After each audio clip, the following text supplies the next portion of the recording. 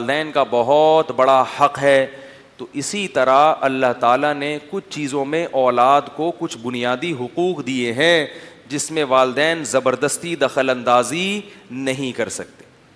اولاد کا یہ مطلب نہیں ہے کہ اب آپ اس کو رسی سے باندھ کے رکھو اور اس کو اپنی مرضی سے کچھ بھی نہ کرنے دو. سمجھ رہے ہیں؟ مثال کے طور پر تعلیم. بچے نے کس سبجیکٹ میں مہارت حاصل کرنی ہے, کیا بننا چاہتا ہے وہ, اس میں والدین کی چاہت پر عمل کرنا ثواب ہے, لیکن والدین اس میں اپنی رائے زبردستی مسلط.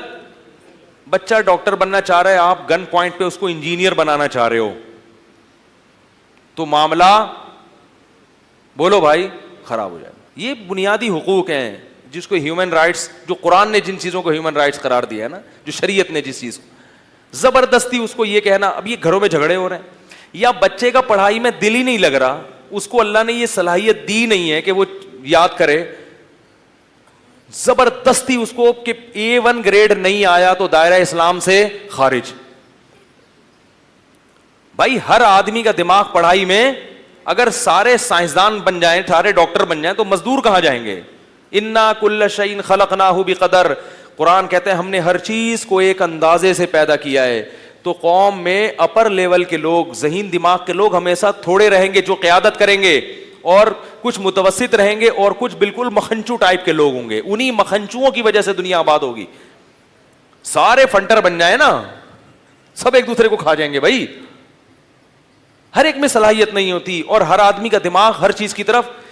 میرے والد صاحب نے بڑے بھائی کو عالم بنانے کا ارادہ کیا. میرے والد صاحب کا ارادہ تھا اپنے بیٹے کو کیا بناؤں گا, بڑی چاہت تھی, کیونکہ خود سہارنپور میں رہتے تھے تو وہاں علم کا ماحول تھا, لیکن پاکستان ہجرت کرنے کی وجہ سے معاشی حالات ایک دم, زمینیں ساری جائیدادیں وہیں رہ گئیں, تو مجبوراً جاب, نیوی میں پھر جاب کرنی پڑی. تو ارادہ کیا کہ اب میں خود تو نہیں بن سکا, اپنے بیٹے کو بناؤں گا. میرے بڑے بھائی کو لے جا کے مدرسے میں داخل کیا. وہ روزانہ ان کی چترول لگتے تھے طبیعت سے ہیں. قاری صاحب کے حوالے کیا. قاری صاحب اور چنگیز خان میں اس وقت کوئی فرق, ان قاری صاحب میں کوئی فرق نہیں. روزانہ پٹ پٹا کے طبیعت سے دھنائی ہوتی. وہ گھر آتے, ہماری دادی چیختی کیوں بچے کو پیٹ رہے ہو اتنا. والد صاحب کہتے کیا کریں بھائی بھیجو. بالآخر وہ بھائی صاحب بھاگ گئے. قاریوں کو اللہ کا واسطہ, سارے قاری ایسے نہیں ہوتے, لیکن اللہ کا ان کو ہدایت دے, ایسی دھنائی ہوتی. سب نہیں ہوتے بھائی, اور مدارس میں اس پہ بہت زیادہ, جو بڑے مدارس ہیں ان پہ کنٹرول ہے, ایسا نہیں ہوتا. لیکن وہ نہیں چل سکے, ان کا دماغ ہی نہیں لگا. پھر والد صاحب نے بڑے سے چھوٹے بھائی کو قرآن حفظ کروایا. وہ قاری صاحب اچھے تھے, وہ نہیں پیٹتے تھے, بھائی نے حفظ کر لیا. تو پھر والد صاحب نے میرے جو بڑے سے چھوٹے بھائی ہیں ان کے بارے میں ارادہ کہ اب اس کو عالم بناتا ہوں. بڑی چاہت تھی نا, کیونکہ ہمارا سلسلہ الحمدللہ, میرے جو پردادا تھے حضرت رشید گنگوئی رحمۃ اللہ علیہ سے بیعت تھے, تو سارا الحمدللہ دینی لحاظ سے اچھا سلسلہ تھا. سارے حافظ تھے, جہاں تک مجھے معلومات ہے نا, میرے باپ دادوں میں سب حافظ تھے. تو والد صاحب نے ارادہ کیا کہ اب ان کو بناتا ہوں, دوسرے بھائی کو. دوسرے بھائی جو تھے وہ, ان کو لوگ پیار سے شہزادہ سلیم کہتے تھے. اللہ نہ کرے کہ کوئی بیان سن نہ لیں, وہ زندہ ہیں بھائی, پرسوں آئے ہوئے تھے ملنے کے لیے. وہ نہ ٹیشن بازیاں ان کی مشہور تھیں, خوبصورت بھی ہیں ماشاء اللہ. تو وہ چلتے ہیں تو بنینزا کا جیسے اشتہار آ رہا ہو, اس طرح کی ان کی ٹیشن بازیاں تھیں. حافظ بن رہے تھے, لیکن ان کو ہوتا ہے نا ایک اچھے کرتے پہننے کا شوق اور اچھے لباس کا شوق, بعض لوگوں کو ہوتا ہے. تو وہ کیا ہوا کہ جیسے ہی مدرسے میں پہلا دن تھا تو مولوی صاحب, ان کے بال بڑے خوبصورت تھے, ایسے وہ جو ہے نا خوبصورت بیچ کی مانگ نکلی ہوتی تھی, بڑے خوبصورت سے ان کے سلکی بال تھے. جیسے ہی مدرسے کا پہلا دن تھا, جن کو شہزادہ سلیم کہا جاتا تھا, تو جب وہ مدرسے میں گئے ہیں تو وہاں قاری صاحب نے بولا کہ ٹینڈ کرا کے آؤ اور یہ کالر کاٹ کے آؤ, یہ کالر نہیں چلے گا, سادہ کرتا. انہوں نے کہا میں ٹینڈ ونڈ, میں ٹینڈ نہیں کراؤں گا بھائی, میں نہیں جاتا, میں نہیں بن رہا عالم. تو وہ بھی بھاگ گئے, نہیں چل کے دیے. جب میرا نمبر آیا نا, تو والد صاحب چونکہ 2 بیٹوں سے مایوس ہو گئے تھے, تو والد صاحب نے مجھے کہا اس کو میں نیوی میں بھیجوں گا, فوج میں, اور شپ پہ بھیجوں گا. والد صاحب کی وہ کیا ہوتی ہے, CDC کہلاتی ہے نا, ہاں. تو وہ اس کے لیے, اس کے نام پہ ٹرانسفر کر کے یہ شپ پہ جائے گا, نیوی میں جائے گا, کماؤ پوت بنے گا, کماؤ پوت. اور مجھے ڈاک یارڈ میں کروا بھی دیا.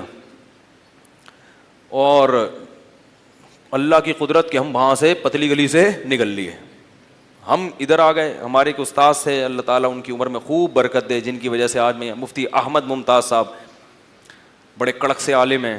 تو وہ تبلیغی جماعت میں آئے ہوئے تھے, ہم ان کے بیان سنا, ہم کو بڑا مزہ آیا. تو ان سے میری جب بات چیت ہوئی تو انہوں نے مجھے کہا کہ تمہیں مولوی ہونا چاہیے. تمہیں کیا بننا چاہیے؟ عالم. تو میرے والد صاحب کے پاس گئے, بولے اس کو مدرسے میں ڈالو. والد صاحب نے کہا اس کو تو ڈالوں گا ہی نہیں, 2 کا تجربہ کر چکا ہوں. اب گھر میں بحث اختلاف, ہم نے کہا ہم تو مدرسے میں جائے گا. بالآخر ہم چلے گئے. ابا نے بڑا ڈرایا, ابے بیٹا نہیں چل سکتا, کوئی بھی نہیں چلتا یہاں پہ, اور پیسے ویسوں کا بھی بڑا مسئلہ ہوتا ہے.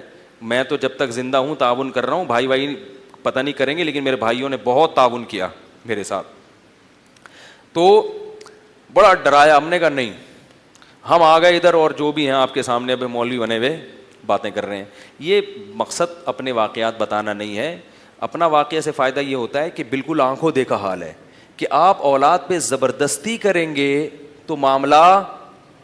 اب میرے 2 بڑے بھائیوں کو اگر وہ زبردستی مولانا ہی بنانے کے چکر میں لگے رہتے تو وہ کہیں کے بھی نہیں رہتے, نہ دین کے نہ دنیا کے. اور مجھے اگر اسری نیوی میں لے جانے کی کوشش میں لگے رہتے تو میری جو صلاحیتیں ادھر اجاگر ہوئی ہیں وہ وہاں نہیں چل. وہاں میں کچھ کیا کر رہا ہوتا, صبح آفس جا رہا ہوتا, ٹھیک ہے نا, پینٹ پہن کے, شام کو بائک پہ سیلنسر نکلوا کے ویلیاں لگاتا ہوا آ رہا ہوتا, ٹھیک ہے نا. نیوی میں ہیں بھائی ہم, ویلیاں لگاتے ہوئے کیا کر رہے ہوتے, آ رہے ہوتے.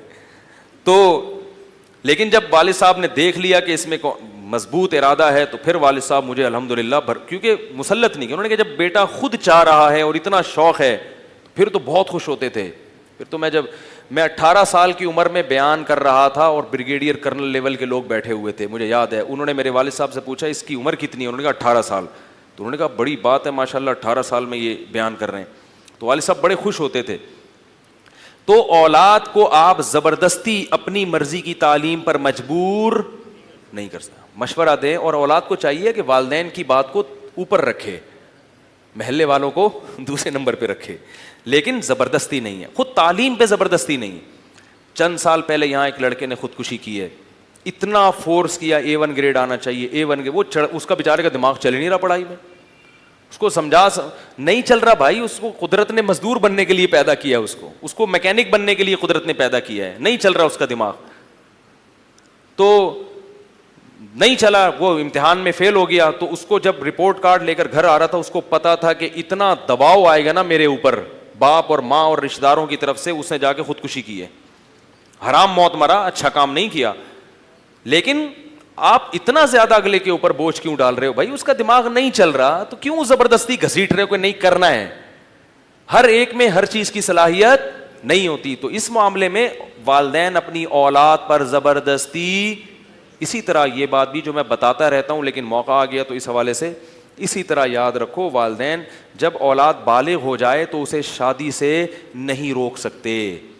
وہ اگر کرنا چاہ رہی ہے اپنے خرچے پہ, ابا کہ نہیں اپنے خرچے پہ, تو ابا اس کو شادی سے نہیں روک سکتے. روکیں گے تو اولاد پر والدین کی اطاعت کرنا اس معاملے میں لازم نہیں ہے, کیونکہ اللہ اس کے رسول کا حکم, یہ بھی ہیومن رائٹس میں ہے, آپ کا بنیادی حق ہے. اسی طرح شادی کے معاملے میں زبردستی بھی نہیں کر سکتے کہ ادھر کرو.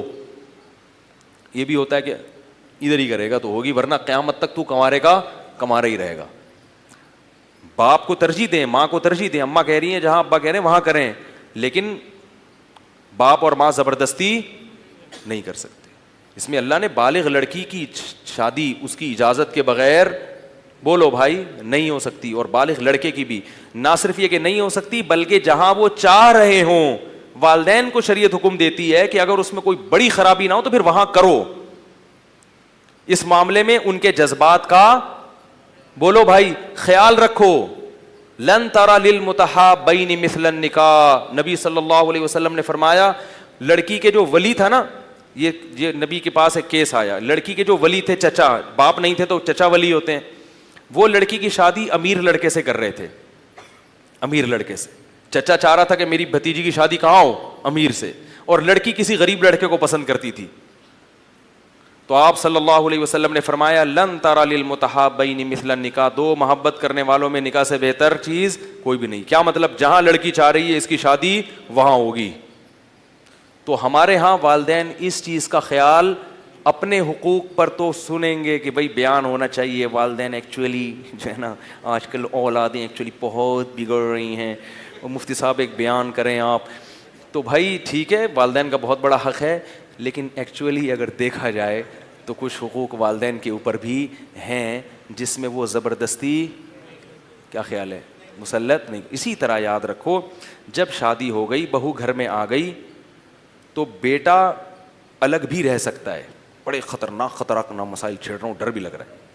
بیٹے کو چاہیے کہ باپ کے ساتھ اور ماں کے ساتھ ہی رہے, چاہیے. یہی جوائنٹ فیملی میں جو برکات ہیں وہ اکیلے رہنے میں حاصل نہیں ہوتی, بڑی برکتیں ہیں.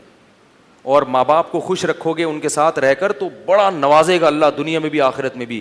لیکن اس معاملے میں بھی والدین زبردستی نہیں کر سکتے. اگر بیٹا چاہتا ہے کہ میں الگ رہوں بیوی کو لے کر, کیونکہ مسائل بڑے ہوتے ہیں جوائنٹ فیملی میں, پھڈے بازی وہ ایک مصیبت میں پڑ جاتے. گھر میں جب آئے گا تو پتہ ہی نہیں چلتا کہ اماں صحیح ہے کہ ابا ہیں یا بیگم صحیح کہہ رہی ہے. تو وہ اپنی بچوں کی تربیت بعض لحاظ سے کرنا چاہتا ہے, اس میں رشتہ دار نہیں کرنے دیتے ویسی تربیت. تو اگر وہ بیٹا چاہتا ہے کہ اپنی بیوی کو لے کے الگ رہے اور ماں باپ کی خدمت کرتا رہوں گا, میں ملتا رہوں گا ان سے, تو پھر اس معاملے میں بھی والدین زبردستی بولو بھائی نہیں روک سکتے. ہم مشورہ تو یہی دیتے ہیں کہ یار والدین کو خوش رکھو, ان کے پاؤں میں جنت ہے, قدموں میں, لیکن قانون نہیں ہے زبردستی کا. جب آپ اپنے اختیارات سے آگے جاؤ گے نا تو پھڈے ہوں گے. پھر اکثر لڑائیاں ہمارے پاس آتی ہیں کہ والدین اپنے اختیارات سے آگے جا رہے ہوتے ہیں, زبردستی کر رہے ہوتے ہیں, تو پھر معاملہ کیا ہوتا ہے؟ خراب ہوتا ہے. تو پھر بھی آپ اپنے حقوق ادا کریں, پھر بھی والدین اولاد حقوق ادا نہیں کرے گی تو اللہ کی اس پہ لعنت ہوگی. اللہ نے آپ کا حق زیادہ بتایا ہے, اولاد چاہے شادی کر کے الگ رہے لیکن ساری زندگی اس کو آپ کا خیال رکھنا ہے. فون پہ آپ کی خیریت, آپ سے ملنا, عید بقرعید پہ آپ کے پاس جانا. میری ٹوٹی پھوٹی کوشش ہوتی تھی میں جب بھی سفر سے آؤں تو میری والدہ بیمار تھی, سب سے پہلے وہاں جا کے حاضری دوں. حج سے جب میں آیا تو پہلے میں دور گیا ہوں, اپنے گھر نہیں آیا, پہلے اماں کے پاس, صحیح ہے نا, آشیرواد لیا وہاں سے, اس کے بعد باقی جگہوں پہ بعد میں جائیں گے. تو یہی ہوتا ہے, انہی سے ان کا دل خوش ہو جاتا ہے. اور کیا کرنا ہے انسان نے؟ تو یہ تمام حقوق کس کو دینے ہیں؟ والدین. خدمت بھی کرنی ہے تو, لیکن اس میں شریعت نے کچھ حدود بولو بھائی اسی طرح یاد رکھو اولاد اگر کما رہی ہے اور والدین اس سے کہتے ہیں کہ پوری تنخواہ ہمیں لا کے دیا کرو, دینی چاہیے. اولاد کی سعادت یہی ہے کہ پورے پیسے ابا کو پکڑا دیں. لیکن اگر ابا کی اپنی سی آمدن ہے, اپنی کوئی ذریعہ ہے, اکاؤنٹ میں پیسے ہیں, تو وہ اس معاملے میں اولاد پر زبردستی بولو بھائی, کیونکہ ہر آدمی پر سب سے پہلے اپنے پیسوں سے اپنا خرچہ واجب ہوتا ہے. جب آپ کے پاس ہیں تو پہلے آپ پر اپنے پیسوں سے ہے, نہیں ہے تو پھر آپ کس سے مانگ سکتے ہیں؟ بیٹے سے مانگ سکتے, ٹھیک ہے نا. تو پھر بھی بیٹے کو چاہیے کہ وہ ابا سے پوچھے بغیر ہی, ابا کے مطالبے کے بغیر ہی دے دیے. لیکن یہ تو اخلاقی چیزیں ہیں نا, قانون نہیں ہے. لا یہ ہے کہ آپ کے پاس جب پیسے ہیں تو آپ زبردستی بیٹے سے پیسوں کا مطالبہ, کیونکہ ایسے کیسز بھی آ رہے ہیں, یار ابا کے پاس اتنے پیسے, ابا کہتے ہیں آدھی تنخواہ مجھے دے دیا کرو یار. تو ابا تو اب دنیا سے جانے والے ہیں, ہم نے تو اب جمع کرنا ہے نا, بچانا ہے بھی, سارے ابا ہی کو پکڑا دیں. اور ابا لے کے پھر کیا کر دیتے ہیں گٹکے میں. ایسے ابا بھی ہیں مارکیٹ میں, اللہ تعالیٰ معاف فرمائے. ہاں, گٹکے میں حکے میں اڑا دیتے ہیں ابا. تو وہ بیچارہ خون پسینے کی کمائی ہے, ابا کیا کر رہے ہیں, صبح شام بیٹھ کے حکے پی رہے ہیں. تو میں کہتا ہوں یار نہیں دو, ابا کے پاس جب اپنے پیسے ہیں نا, ابا سے کہو ابا 5-6 حکے اس سے اور خرید لیں, جب یہ ختم ہو جائیں پھر انشاءاللہ میں آپ کے ساتھ.